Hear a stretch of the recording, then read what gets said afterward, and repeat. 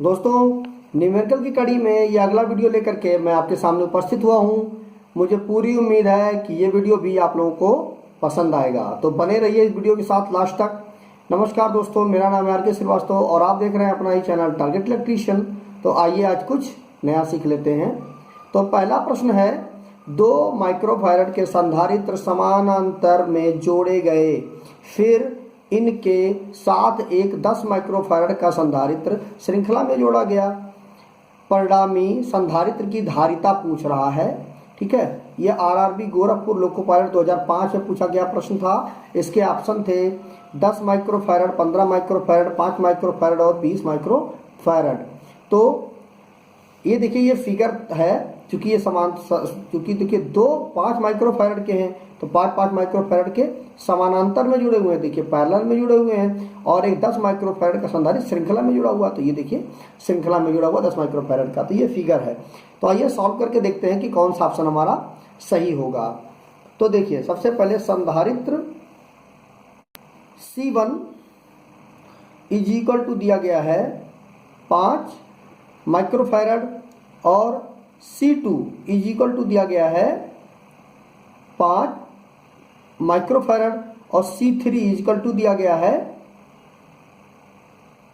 जो पैरेलल में है, 10 माइक्रोफैरड। तो अब सबसे पहले हम इसको समानांतर में जोड़ेंगे। ठीक है, क्योंकि सबसे पहले समानांतर को हल करेंगे हम। तो सबसे पहले समांतर में, ठीक, तो इन दोनों को हम जोड़ेंगे। तो देखिए C is equal to C1 plus C2, ये फॉर्मूला हो गया। तो अब इसको हम करेंगे, देखिए 5 plus 5 is equal to 10 microfarad. ठीक है, अब हमारा फिगर, क्योंकि ये दोनों को जोड़ करके 10 माइक्रोफैरड हो गया, फिगर हमारा कुछ इस तरह बन जाएगा। ये ऐसे और ऐसे, ये 2 हो गए, ये 2 ही कैपेसिटर अब केवल बचेंगे, जिसमें से ये जो हो जाएगा 10 माइक्रोफैरड का हो जाएगा, और ये वाला हमारा 10 माइक्रोफैरड का ये भी हो जाएगा। ठीक है, अब इन दोनों को हम श्रेणी में हल कर देंगे। तो अब श्रेणी में देखते हैं, श्रेणी में इज इक्वल टू हो जाएगा 1/C is equal to 1/C1 plus 1/C2, ये फार्मूला हो गया। तो 1/C का मान है 1/10 प्लस 1/10। तो अब हम इसका एलसीएम ले लेंगे तो 10 आ जाएगा। तो 10 एकम 10 और 1 एकम 1 प्लस 1, 10 एकम 10, 1 एकम 1 is equal to 2/10 is equal to 10/2, 2 पंचे 10 इज इक्वल टू हो जाएगा दोस्तों 5। तो C का मान हो जाएगा 5 माइक्रोफैरड, ये हो जाएगा हमारा आंसर। तो देखिए 5 माइक्रोफैरड हमारा ऑप्शन कौन सा सही है? 5 माइक्रोफैरड हमारा ऑप्शन C सही है। तो आइए अगले प्रश्न पे चलते हैं। दोस्तों, एग्जाम खत्म हो गए हैं, इसका मतलब ये नहीं कि आप तैयारी छोड़ दीजिए। तैयारी आप लगातार करते रहिए, वीडियोस देखते रहिए और अपनी आप तैयारी करते रहिए, क्योंकि आज आप एक एक बूंद भरोगे तभी घड़ा हमारा भर करके तैयार होगा। तो ऐसा मत करिए कि एग्ज़ाम ख़त्म हो गए तो आप एकदम शांत बैठ जाइए, तैयारी आप लगातार करते रहिए। और अभी तक आपने अगर वीडियो को लाइक नहीं किया है तो प्लीज़ लाइक कर दीजिए। आपके एक लाइक से हम लोगों का बहुत ही ज़्यादा मनोबल बढ़ जाता है, ताकि हम लोग और एनर्जी के साथ अगला वीडियो हम आपको देते हैं। तो अगला प्रश्न है, समानांतर क्रम में संयोजित 3 माइक्रोफैरड, 4 माइक्रोफैरड एवं 5 माइक्रोफैरड संधारित्रों की कुल धारिता क्या होगी? यह प्रश्न आरआरबी कोलकाता लोको पायलट 2007 में पूछा गया था। इसके ऑप्शन थे 9 माइक्रोफैरड, 8 माइक्रोफैरड, 3 माइक्रोफैरड और 12 माइक्रोफैरड। तो आइए सॉल्व करके देखते हैं कि कौन सा ऑप्शन हमारा सही होगा।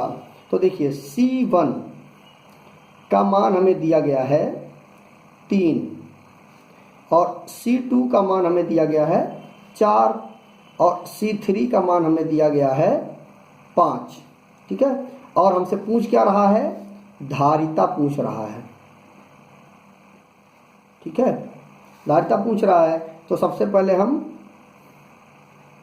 समांतर में जोड़ेंगे।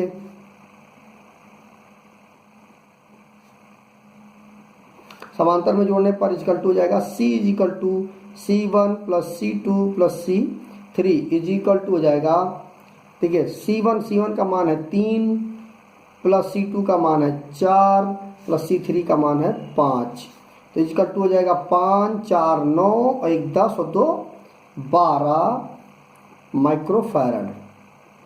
ये हो जाएगा दोस्तों हमारा आंसर। तो 12 माइक्रोफैरड, कौन सा ऑप्शन हमारा सही है? 12 माइक्रोफैरड ऑप्शन हमारा डी सही है। तो आइए अगले प्रश्न पे चलते हैं।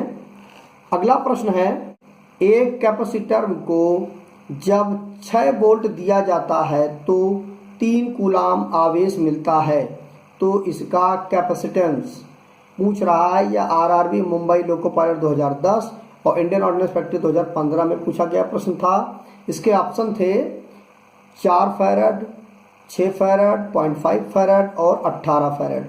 तो आइए सॉल्व करके देखते हैं कि कौन सा ऑप्शन हमारा सही होगा। तो देखिए फॉर्मूला है हमारा C is equal to Q upon V। तो हमें देखते हैं दिया क्या क्या गया है। वोल्टेज कितना दिया गया है? 6 वोल्ट दिया गया है। Q इजिकल टू दिया गया है 3 कूलाम और C इजिकल टू हमसे पूछ रहा है कैपेसिटेंस। तो अब सीधे इसी मान को हम इस फार्मूले पर रख देंगे। तो C इजिकल टू Q का मान दिया गया है 3 बटे V का मान दिया गया है 6। तो 3 एकम 3, 3 दूनी 6 इजिकल टू 1 बटे 2 इजिकल टू 0.5 फैरड। ये हो जाएगा हमारा आंसर। तो 0.5 फैरड, ये कौन सा ऑप्शन हमारा सही है? ऑप्शन हमारा C सही है। तो आइए अगले प्रश्न पे चलते हैं।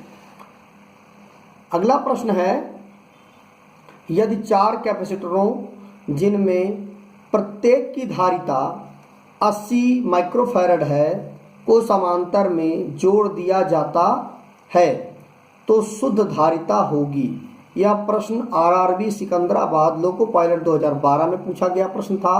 काफी महत्वपूर्ण प्रश्न है। इसके प्रश्न ऑप्शन थे 110 माइक्रोफैरड, 80 माइक्रोफैरड, 20 माइक्रोफैरड और 320 माइक्रोफैरड। तो आइए सॉल्व करके देखते हैं कि कौन सा ऑप्शन हमारा सही होगा। तो देखिए सबसे पहले C1 इजिकल टू दिया गया है 80 माइक्रोफैरड, C2 इजिकल टू दिया गया है 4 कैपेसिटरों, मतलब 4 हैं 80 के, जिनकी प्रत्येक की धारिता 80 है, तो 80 microfarad. C3 is equal to 80 microfarad और C4 इजिकल टू 80 माइक्रोफैरड। ठीक है। और अब हमें धारिता पूछ रहा है, शुद्ध धारिता। तो सबसे पहले समांतर में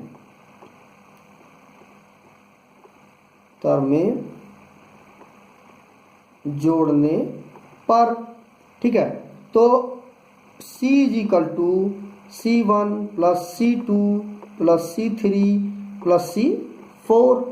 तो अब हम देखिए क्या करते हैं। C1 का मान है 80 प्लस C2 का मान है 80 प्लस C3 का मान है 80 प्लस C4 का मान है 80। तो देखिए 8 दूनी 16, 8 चौक 8 चौक 32। तो C इजिकल टू हो जाएगा 32 320 माइक्रोफैरड। ये हो जाएगा हमारा आंसर। तो 320 माइक्रोफैरड, कौन सा ऑप्शन हमारा सही है? ऑप्शन हमारा डी सही होगा।